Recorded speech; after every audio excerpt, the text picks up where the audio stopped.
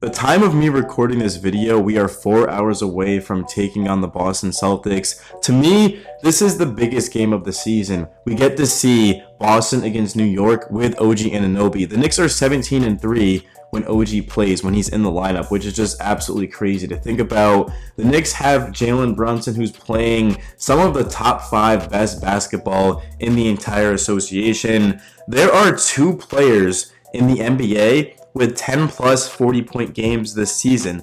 Luka Doncic and Jalen Brunson, the 2 best point guards of their conferences. Brunson, he's gone out there this entire season and he's put the team on his back. Julius Randle, Mitchell Robinson, and OG have missed a ton of time and it hasn't slowed down the Knicks. I get that, okay, sure, the Knicks don't have an elite record without Randle. Certainly without OG, they don't have an elite record because they're missing 2 all-star level players. But Brunson has kept this team afloat. He has them in the 3 seed. The Knicks might end up getting to the 2 seed with Giannis missing the rest of the regular season for the Bucks.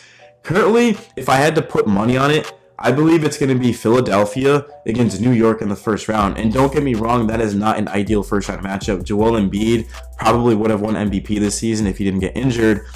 And of course, Tyrese Maxey is going to win Most Improved Player. They're a very good team. But the Knicks against Philadelphia is only going to set them up for the next round, which I don't know who that would be against if they end up getting that 3 seed. But the next round, if the Knicks get out of that, would be Boston.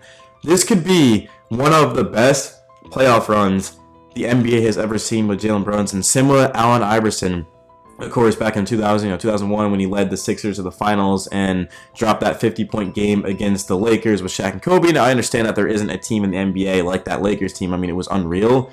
But Brunson, he has already established himself as an all-time Knicks great. And I'm not saying he's Walt, Clyde Frazier, or even Carmelo Anthony, because Brunson hasn't even been here for 2 full seasons. But it's more so the fact that he's just built to play in New York. I think that's a better way to phrase it. Brunson is built to play in the bright lights. He elevates his game when it needs to be done. And in the playoffs last year, Brunson was just absolutely sensational. He torched the Cavs and the Heat, 2 of some of the best defenses in the entire league. And it seemed like the Knicks didn't have much help outside of Brunson. Now you've got Dante DiVincenzo. Josh Hart, of course, was on that roster, but he has taken his game to a different level this season. Same with Isaiah Hartenstein. But of course, OG Anunoby is the biggest thing. Bojan Bogdanovic, Miles McBride has taken that leap. He's turned himself into a very, very good role player. Miles McBride would start on a lot of teams. He just doesn't for the Knicks because they have Dante Hart and Brunson, of course, and OG. There's just no room there. But I'm looking at Brunson on the screen right now, and just look at him getting to his spots, bro. He's just right there, little step back type of move. He's got Wemby on him, the best defender in the NBA, honestly, and just goes right over him for that mid-range. Brunson finished with 61 in this game. Step back right here. He's 6'2". I mean, Brunson and I are the same height.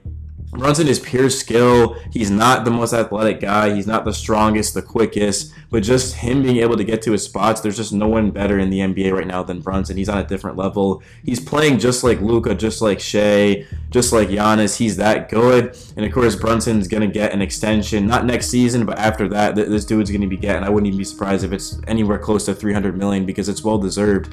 He has taken this Knicks organization to a different level. You guys have to understand, when I made this channel, the Knicks were like, I think we were the 12th seed that season, and of course they go out there and they bring in Brunson, and I only watch the Knicks because I work for the NFL, so I just don't have time to be watching basketball because football, you guys know, it just is constantly, there's something going on, so I only have time to watch the Knicks. I didn't even really know anything about Jalen Brunson. I didn't know about his playoff run because I didn't watch the playoffs, and he comes over, I'm like, he's a 6'2" guard.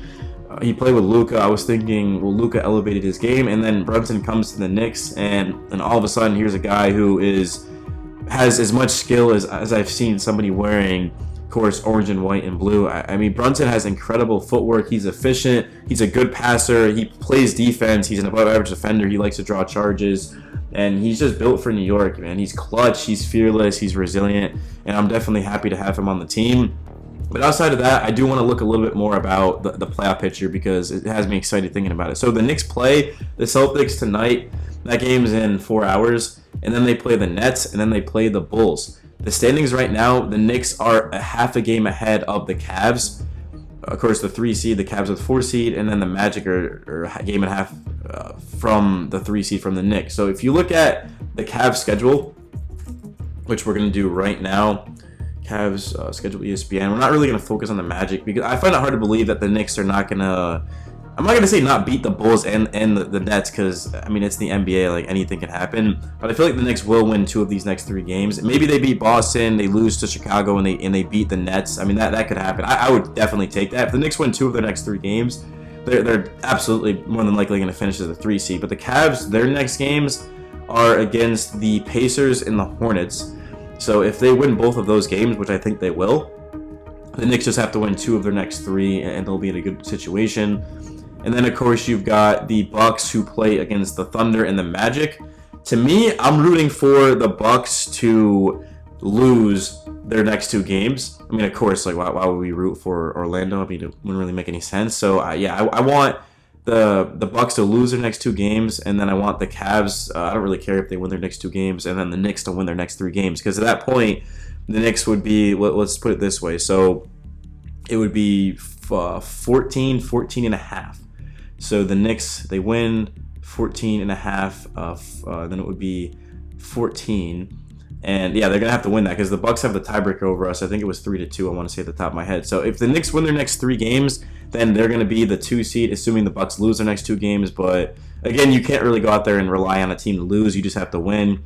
And the game tonight, is it in Boston, actually? I don't even know that, bro. Knicks versus... I feel like it has to be in Boston, right? Yeah, it's in Boston. So this is a huge test for the Knicks. I mean, the best team in the Eastern Conference by a significant margin. I mean, we're talking about the Celtics being 13 and a half games ahead of the Bucks, man, which is the 2 seed. Just crazy to think about. But you look at the Knicks against the Celtics this season, there's been some very good games. Of course, the last time got away in the 4th quarter. But this Knicks roster right now with OG... they're going to be able to keep up defensively with the Celtics, and because they've got another guy out there that can put up 16 to 20 points and give you that defense, that's going to be a huge pickup. The Knicks are going to have to be efficient, though. They're going to have to knock down their threes. They're going to have to get to the free throw line. Jalen Brunson is going to have to be at his best to be able to beat the Celtics. But right now, Brunson is playing not only the best basketball of his career, but he might be playing the best basketball in the entire NBA. I mean, he's been that good. I mean, I don't have the numbers to show you guys. Actually, maybe I do. Let's see. I wish I had an analytic where I could show you guys Brunson's last 5 games. But, you know, you look at Brunson and what he's done. We'll just pull up his last couple of games. I mean, it truly is remarkable. Goes out there against the Bulls, has 45 and 8. Against the Bucks, 43, 8 and 6. Against the Bulls in a loss, 35, 11 and 6. And the thing with Brunson is you have to point out his efficiency. 54%, 50%, 46.4, 35 and 11 to go with 3 steals against the Kings on a ridiculous 60, 40, 90 split. And then against the Heat in that loss, he did have 20 and 10. 20 and 10 is a good game. And the Heat were the team this season, and the Rockets did a good job on that road game. Teams that are just being physical with Brunson and getting after him. But of course, having OG would have changed that game. I mean, OG Anunoby, I would say, is the second most important player on this team. He truly is, because the Knicks, when he's been in the lineup, I mean, 17 and 3, and he brings you that elite defense. The Knicks have been the best defensive team with him out there, and OG is amazing. He's just the type of guy that doesn't show up in the box score, but he just shows up in terms of plus minus and winning games. I mean, you guys remember that one against, I think it was the Denver Nuggets, where he has like a plus 40. It was just something crazy. I've been thinking, guys, this entire week, it's Thursday when I'm recording this, I've been thinking the entire week about that playoff run that we had and how we fell short and how Brunson ended up turning it over in the final possession of that game, or at least the possession where we needed a bucket. And I've been thinking about how this time around things are going to be different, because the Knicks have more playoff experience, and they don't have RJ, and they don't have IQ, and they've replaced him with OG. I hope that the Knicks give OG a massive contract this offseason, and hopefully they can try to reach an extension with Brunson. I don't think they will, because he's going to be eligible for more money the next season. But the biggest thing is just the Knicks going out there and having all their picks and trying to find a way. And I'm not even going to say bring in a star, because at this point the Knicks do not need another star. They don't need like a superstar player because they've got Brunson. But just to be able to fill out the roster would be huge for this team.